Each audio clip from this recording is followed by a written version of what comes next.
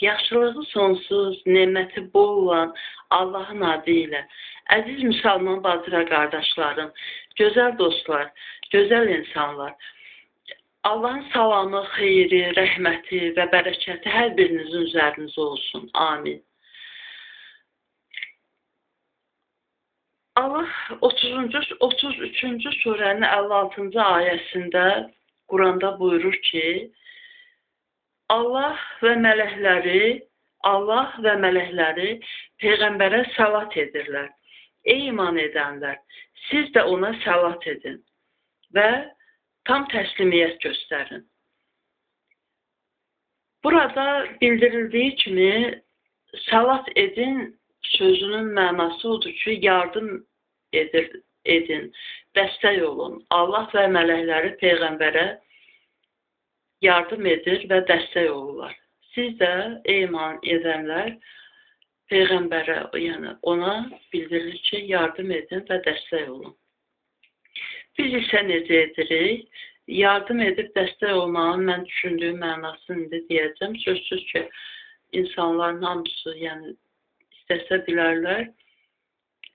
Ancaq biz Allahümmə səlli alə Muhammedin və alə Muhammed deyib əlimizi üzümüzə çəkirik və elə bilirik ki, bu ayəyə söykəndi hərəkətimiz. Yox.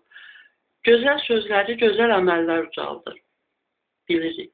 İndi deyəcəm, ancaq bu Allahümmə səlli alə Muhammedin və alə Muhammed dedikdə onun mənası odur ki, Allahım sən özün yardım et, özün dəstək ol. Yardım et və dəstək ol. Elə bilin ki, Allah bizə deyir ki, ona yardım edin, Peyğəmbərə dəstək olun. Biz isə qaytarırıq ki, Allahım sən özün yardım et, özün dəstək ol.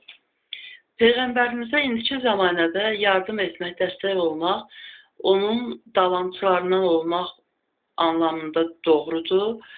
Əgər biz canımızla, malımızla cihad edəriksə, Peyğəmbərə dəstək olmuş olarıq, yardım etməyimiz haqqı yaymaqladır. Mən belə düşünürəm. Səhvim varsa aşağıda bildirə bilərsiniz şərh bölməsində. Ancaq Peyğəmbərə indiki zamanədə, yəni Peyğəmbər indi aramızda yoxdur axı.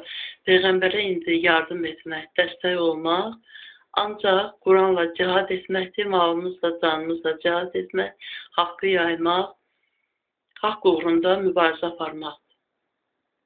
Mən belə düşünürəm. Mən bildiyim bu qədərdir, yəni daha doğrusu. Sağ olun. Hər öz fikrində qalmasın. Haqqı araşdırmaqla, tapmaq, yaşamaq və Peyğəmbərə dəstək olmaq, yardımcı olmaq böyük bir sevincdir. Hələlik.